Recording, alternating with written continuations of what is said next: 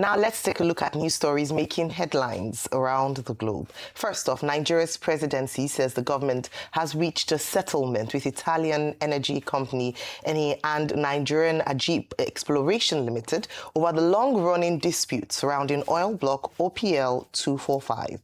The deal was concluded at a meeting in Abuja chaired by President Bola Tinubu and attended by senior executives from Eni and its Nigerian subsidiary. The settlement ends a dispute that has lasted more than 15 years over one of Nigeria's most commercially promising deep-water oil blocks. Resolving the dispute clears the way for a final investment decision on the Zabazaba-Etan deep-water project, which could add around 150,000 barrels per day to Nigeria's oil production capacity.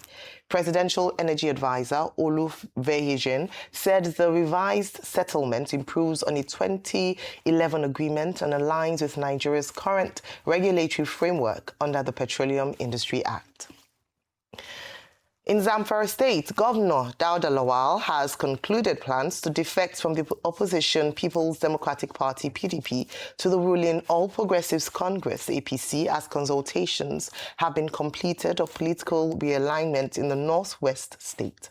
The move could further weaken the PDP and reshape the political configuration in the region ahead of the next electoral cycle, as APC governors are set to hit 31 and as the opposition parties struggle to find their footing.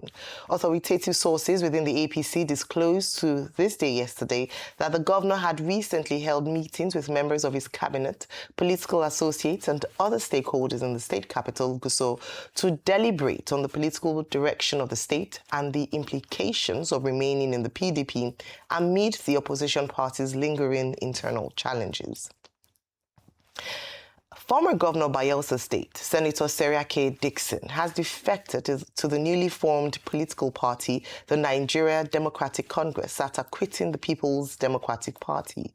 The lawmaker, who represents Bayelsa West in the National Assembly, made the announcement on Thursday in Abuja. Breaking his long-standing ties with the main opposition party, Senator Dickson confirmed that he has also moved his structure to the NDC, marking a significant turning point in Bayelsa politics. He also says Nigeria is too big to be a one-party state, while knocking the governing All Progressives Congress for inducing state governors to defect to the governing party. Dear Nigerians, you now have a credible alternative opposition party known as the Nigerian Democratic Congress. Yes, it's coming at this time. We would have wished it started some years or months back. We don't control INEC and their processes, they delayed. We don't also control the judiciary. But thank God it has finally arrived. And I hereby offer it to all Nigerians who share with me and with us the idea of a multi-party Nigeria. For our friends in the APC,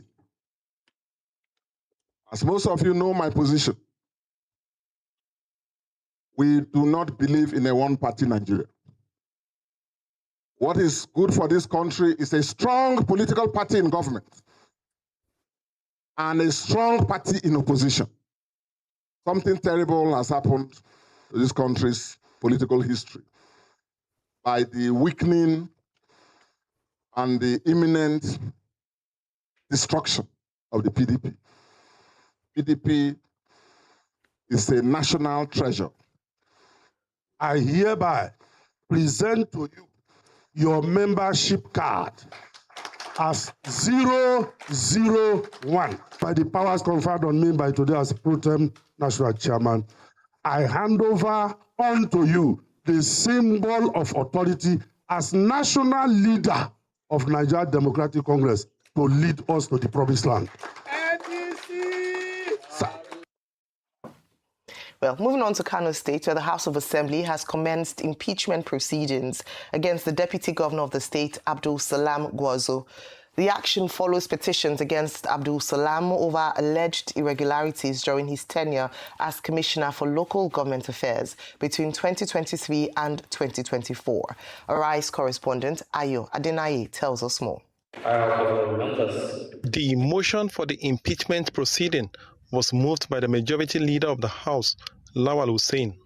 The House said the decision to initiate the impeachment process is in line with the provisions of the 1999 Constitution of the Federal Republic of Nigeria for alleged gross misconduct. This article of impeachment, sir, is a formal notice by the Council House of Assembly in compliance with Section 188 of the Constitution of the Federal Republic of Nigeria, 1999, as amended against Amir Abdul Salam contained herein allegation of gross misconduct, abuse of office, and breach of public trust arising from his actions when he oversees the Ministry for Local Government as Commissioner between 2023 and 2024, and while serving as Deputy Governor of Kano State, all of which are impeachable offences. The Speaker of the House, Jibrin Falguri, said the process will follow constitutional procedures, which include the possible constitution of an investigative panel to examine the allegations and make recommendations to the Assembly. I acknowledge the receipt of this document, and I plead to serve him with written allegations construed against him to defend himself. Let it be known that this matter will be handled with the utmost seriousness, transparency, and due process. All subsequent steps will be strictly guided by the provision of the Constitution of the Republic of Nigeria, 1999 as amended. The Deputy Governor, who has refused to join the All Progressive Congress (APC) after the State Governor defected in February, has also not been seen around the Governor or the Government House. He has been given 2 weeks to respond to the allegations leveled against him. Ayo Adenaye, Arise News Kano. The Senate has summoned the immediate past Group Chief Executive Officer of the Nigerian National Petroleum Company Limited, Mele Kyari, the Chief Financial Officer, Umar Issa, and Bala Wunti over unaccounted 210 trillion naira expended by the company between 2017 and 2023. The Senate, through its Committee on Public Accounts, also threatened to issue a warrant of arrest against the past management team of NNPCL if they failed to appear before it on a date to be communicated to them, wondering why a whopping 5 billion naira was spent by the National Oil Company on change of name from NNPC to NNPCL. Chairman of the committee, Senator Aliyu Wadada, who read out the resolutions after the committee's meeting on Thursday, said the past management team should be led before the committee by the incumbent GCEO, Bayo Ojulari. Senator Wadada is also asking the NNPCL to refund the sum of 210 trillion naira, being the combined sum of 103 trillion naira and 107 trillion naira, which were not properly accounted for as contained in the NNPCL audit reports. Immediate past management of NNPC and NAPIMS and their auditors to be laid by the present NNPCL management to provide clearer explanations regarding how these infractions happened, which will further enable the committee to take measures that will forestall future occurrences in the management of public funds. Immediate management of NNPC and NAPIMS, here what we're saying, immediate past management is, of course, Mele Kyari as the Group Managing Director, Umar Ajia as the Chief Financial Officer, and Bala Wunti as the then GGM NAPIMS, should and must appear before the committee and to be laid by the present management with the entire body of the external auditors that served within the period under review that put together this. International Women's Day, IWD, which is celebrated on the 8th of March, is a day commemorating women's fight for equality and liberation along with the women's rights movement. IWD belongs to all who care about gender equality, celebrate women's achievements, raise awareness about discrimination, and take action to forge gender parity. When it comes to celebrating IWD, Zenith Bank is an institution that has consistently answered that question with action, not just words. Zenith Bank will host the 2026 International Women's Day Seminar on Monday, March 9th at the Civic Centre, Victoria Island, Lagos. Introducing the theme, with the theme, Take It, You Own It. When it comes to the question of what Zenith Bank is doing for women, we have the Z Woman Initiative events, which support female-owned businesses and address the financial challenges many women face. This is not a one-off campaign. It is a sustained, structured program with real outcomes. Now, when it comes to sports, the Nigerian Women's Basketball League sponsorship, Zenith Bank has been the sole sponsor for 17 years. Players from the league have gone on to represent the Tigress, Nigeria's national women's basketball team. In 2025, the Tigress won the FIBA Women's Afrobasket Championship, and the bank rewarded that achievement financially.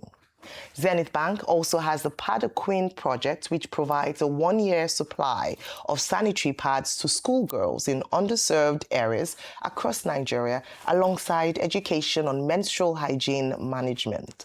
The key message here is that Zenith Bank's commitment to women goes well beyond the banking hall. It reaches into sports, schools, and communities. The founder and chairman, Dr. Jim Ovia, CFR, built gender inclusion into the institution from the start. Women make up 53% of Zenith Bank's total workforce. Women serve as heads of departments and hold senior management positions. Advancement is based on merit, devoid of bias. Zenith Bank's 2026 International Women's Day Seminar, which will be held physically and online on Monday at the Civic Centre, Victoria Island, Lagos, will bring together leading voices from governance, enterprise, technology, the creative economy, and social impact. The core message of the seminar is themed Give to Gain. All right, okay.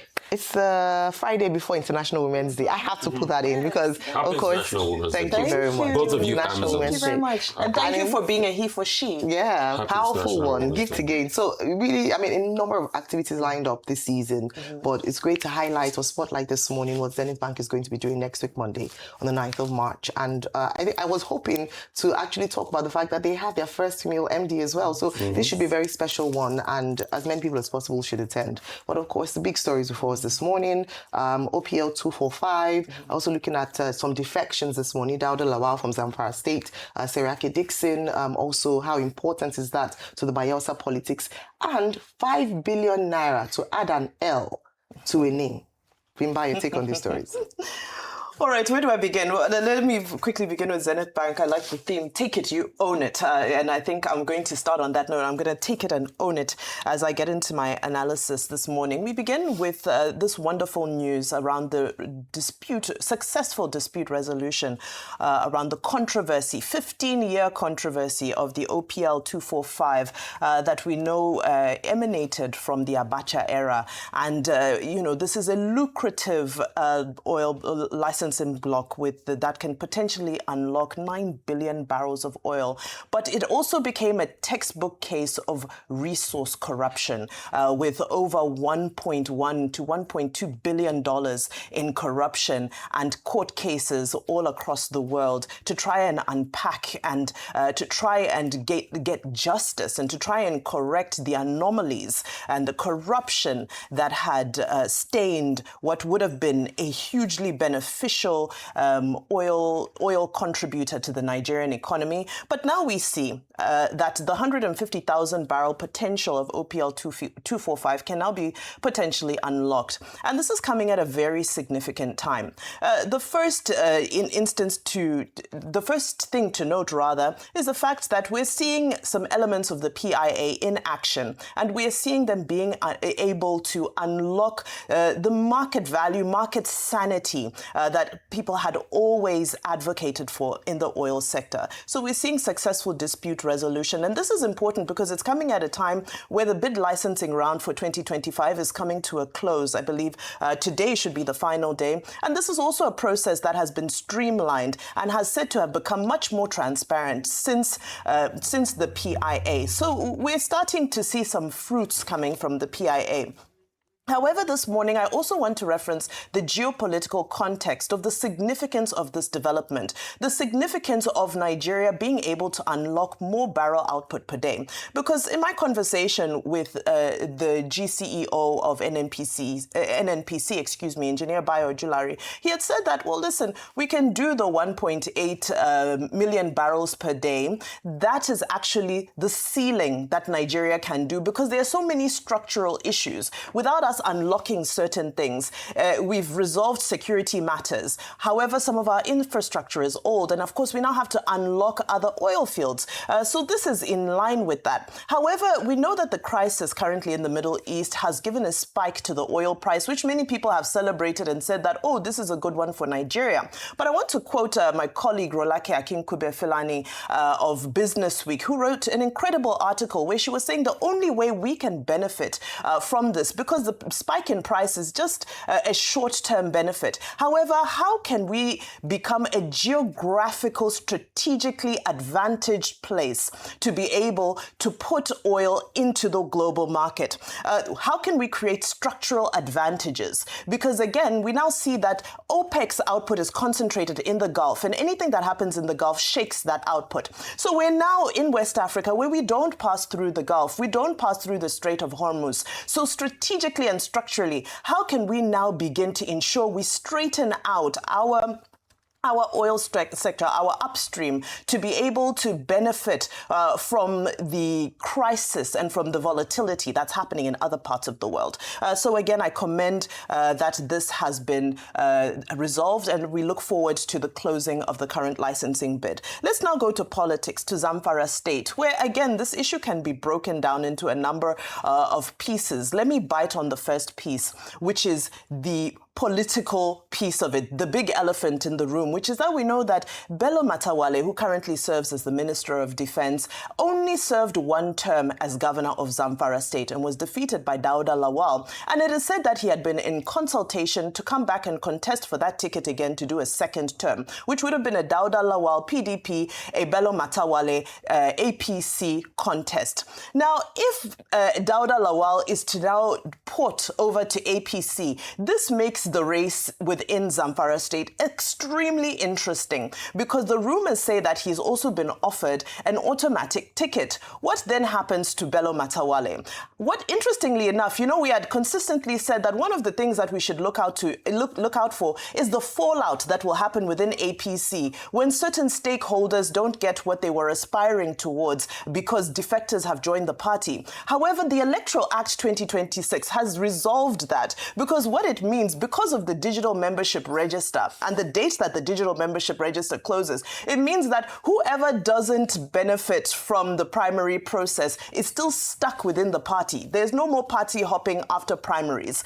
So how will this be handled internally by the APC? That'll be something that we need to watch. But on the second part of that conversation that I want to quickly bite on as I round up is the issue around IPAC, the opposition parties who have come to say that, well, there is a potential that if there are no further amendments to the Electoral Act, that they could potentially boycott the 2027 election. Now, you don't expect a PDP governor to sit in place quietly and hope that the PDP will contest in the election when it's clear that besides the court case around the Turaki issue and the Ibadan Convention, that there's now also a threat from the opposition parties that they're saying, we don't like the Electoral Act 2026, we're going to boycott everything. So strategically, I suppose he has to do what's best for his survival, but I don't think the fight is over yet.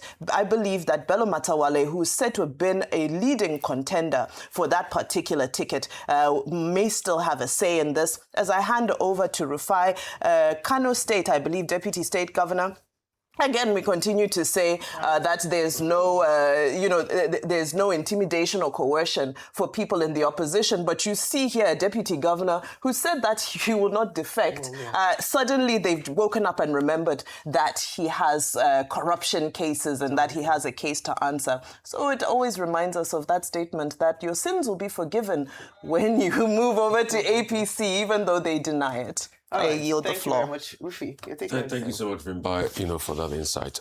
This morning, I'd like to say kudos to President Tinubu. And kudos because of many reasons. Number one, we remember the infamous, I should call it now, Malabo scandal and the OPL 245. I mean, and we also remember the role some civil society played and how they tried to rope Mohammed Adoke into it. In fact, he wrote a book, he invited me for his book launch as regards, and I got a copy of that book where he talked about the intricacies. And kudos to President Tinubu because he did what other presidents failed to do. If you read that book further, you will see that Adoke had given some advisory to the then president when this matter was brought in front of him. But the advice, I don't know what happened to it. Only God knows what happened to it. The case was not solved. And it went on with international litigations and all of that transpired. And the court in Italy, the courts in the UK, and all of everything couldn't solve the problem until President Tinubu solved the problem. But it's also a reminder of how we kill things in our country. Because when you look at the over 1 billion paid, you look at the time value of money, what Eni and Shell paid for that as at over 10 years ago. Yeah.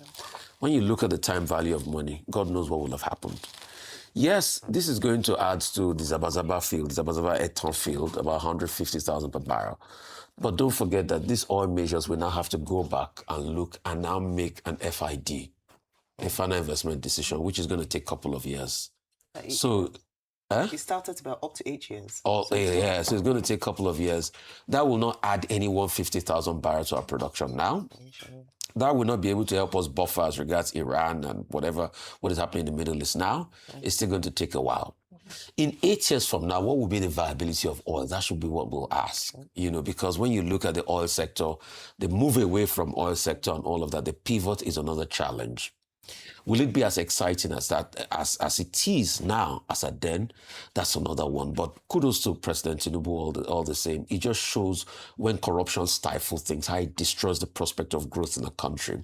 And that's why I'm saying kudos, kudos, kudos, kudos, kudos, kudos. You can count the number of kudos I've said to President Tinubu this morning, because when you do something well, you say it. And I'm saying it. It doesn't mean when he doesn't do something well, I will not still slam him.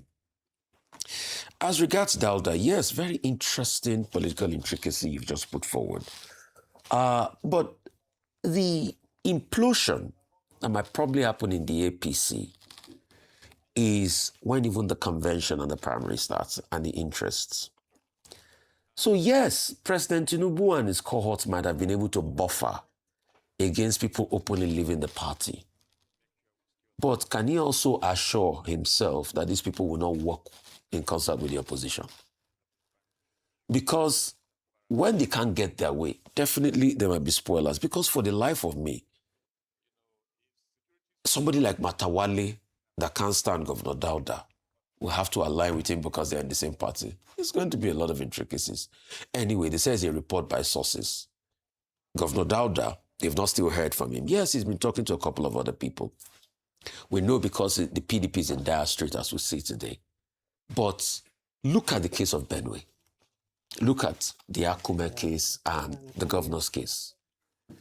Look at even other parts where they have their congresses and the brouhaha that ensued. So is President Tinubu in his master strategy mode? Because as it is on paper today, yes, with this electoral law that he was able to pass, and that's why he was quick to sign it. Where people were looking at, electronic transmission, he was looking at other things. That's why he was quick to sign it. Yes, he's been able to lock out some angles. In fact, he's been able to lock out the possibility of the emergence. Because with what he's done, even in the ADC, anybody who emerges, be it Obi, be it Atiku, the other person will not see a party to go to. So you don't have the robustness of opposition. And that's why opposition must be able to come together. So everything will not be a case of we die here in the primaries. And I also have some interesting information that says that he's also be able to lock out the possibility in other political party. Vimbai, let me excite you with some exciting information. The Supreme Court had ruled nullifying the Abure faction in the Labour Party all this while. But INEC did not make a recognition of it. The Nandi Usman faction. Why was it that it was when Peter Obi left the Labour Party, days after INEC made the recognition? Look at the case of the PDP also. The PDP has been broken to a certain point. So will President Tinubu be able to hedge against, because what he has now done by isolating the spread of opposition is that opposition will now be forced to work together. Be it those disgruntled in the APC, that they cannot leave here, they will openly fly the APC banner, but they will have to work whatever they want to work in the opposition. As regards the NNPC case, I mean, it speaks volumes about Nigeria. 5 billion in branding. Probably when you call them, they will say they used to do an event, they did all sorts, they did... It was a very big event. What was the need for the event in the first place? Because the practicality of what they did, what was it? So we major in minor. It's just like this same government that spent over 150 million on a women empowerment event on healthcare, but they spent 36 million on the actual capex for the healthcare. So we major in minor. And they must be called to come and account for the 210 trillion. As regards the governor they're about to push out, I mean, we all know it's because he decided not to follow. Deputy governor. Yeah. Guazo decided not to follow his, what's it called, his Abba Yusuf, the governor. And that's why all of this is happening to him. So it's so sad. Also, that's why we need to put buffers in our constitution against how people use this impeachment. Till today now, because Fubara and Wiki have settled their matter, all of a sudden, impeachment is done. So the lies and the merry-go-round they were telling us in Rivers, that he did this, he did that. So Fubara didn't do those things again, Abi. That's why the day you were saying, let's investigate. I said, this is a joke. These politicians are a joke. I mean, we'll see through them. I yield the floor. All right, yeah, I think just a statement on the Kano incident. Unfortunately, what the lessons that we've learned from the River State incident with the push or the move to impeach the governor, that once the president stepped into it, all the lists of his atrocities all of a sudden disappeared into thin air, and he was, good as new. It's the same thing we talk about when processes are abused for political reasons. I recall that initially the governor had been praised for still able to work with the deputy despite him refusing to, let me use the word, port with him or defect with him to the APC and remain in the Kwankwasia movement, the NNPP. And now they have now decided that he's not fit for purpose anymore and discovered that there are a number of charges brought before him. My prediction is that he'll probably be impeached, barring except he decides to rethink his political strategy and move with the governor to the APC. And this is the kind of politics that we see in Nigeria today. Going on to the defection by Serake Dickson to the newly registered NDC, we had announced that 2 new parties were registered by the APC, by INEC. And we had been talking about the fact that a number of parties had come to say that their own parties were not registered because of certain reasons. But what this does is that it will weaken the opposition's chances, because there seems to be a lot more division than unity amongst the opposition parties, and they have the challenge of time. We have just a few months, 9.5 months to election time, end of January. And yet, we have opposition party members who are just coming on board, parties that are newly registered.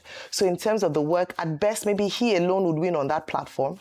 We have opposition parties that he himself, Serake Dickson, has described as being in coma, needing emergency resuscitation. That is the PDP. We have opposition parties who are dealing or battling with internal conflicts such that they are not able to face the actual job of opposition and actually prepare for the 2027 elections. We have opposition parties that are talking about the e-registration of their members and not having enough time before the April deadline for primaries to be held by these parties. More and more, it is clear to see that the APC is being given almost a cost-free ride to elections 2027. If the opposition parties do not get their acts together, then it would be the APC that would benefit from these factions, new parties, disagreement, not aligning. The meeting or the press conference held by IPAC yesterday saying that we're going to, stay away, abstain from the elections in 2027 further pushes the agenda of the APC. And this is what we have been calling for on this table for a very long time. Opposition parties get their acts together, find a way to work together if indeed the interest of Nigeria is paramount when it comes to their formation. But what it looks like as we speak presently, pragmatically, is that the APC continues to have the upper hand ahead of 2026. What we have also consistently maintained on this table is that for democracy to thrive in Nigeria and in any country of the world, it is important to have a variety of parties, a vibrant opposition, for people to be able to make the best choice that is, that aligns with their ideology and what they deem fit for Nigeria's political future. However, it seems like the Nigerian people will be denied this opportunity just because the opposition parties have been unable to get their acts together. And that's quite sad. Now, moving on to the OPL 245, I think this is a fine moment for the Tinubu administration. We cannot talk about this settlement without looking at, if I already has talked about the historical context. Malabu deal of 1998, where it was shrouded with a lot of corruption, and they had to go to Milan for a court case. And thankfully, Eni and the CEO at the time were able to extricate themselves from this case. What was said was that about $1.3 billion that was paid at that time entered into the coffers of politicians and lobbyists, and unfortunately, it fell through. But now, what the Tinubu administration has done with the settlement, number one, as has already been established, is an increase, a potential increase up to 150,000 barrels per day. Beyond crude, it's also good for gas. And don't forget that it is instrumental to the Nigeria Gas Initiative. What is being touted is that up to 200 million standard cubits per day in terms of gas for our export and local use would also be realized from this particular settlement if, once the Zabazaba Etan field is developed. Beyond that, it's a great signal for investors to see that the PIA is being implemented and the rule of law is being followed when it comes to the petrol, to the oil and gas industry in Nigeria, which has plagued this industry for so long and unfortunately has not been able to attract the much desired investment. Finally, because it links in with NNPCL and the investigations. What we want is not just an announcement of, these monies were missing, unaccounted for, 19 questions by the committee that they could not answer. Is that we see a follow-through to actually find out what happened to the amount of money, who ordered, as you often say, 5 billion naira for a name change or a rebranding of NNPC to NNPCL, and most importantly, what are the consequences for those actions? That's what we want to see. So kudos on the first step to investigations, but most importantly is that we don't want it to end at just announcements and shocks, but actually to see consequences for actions of corruption.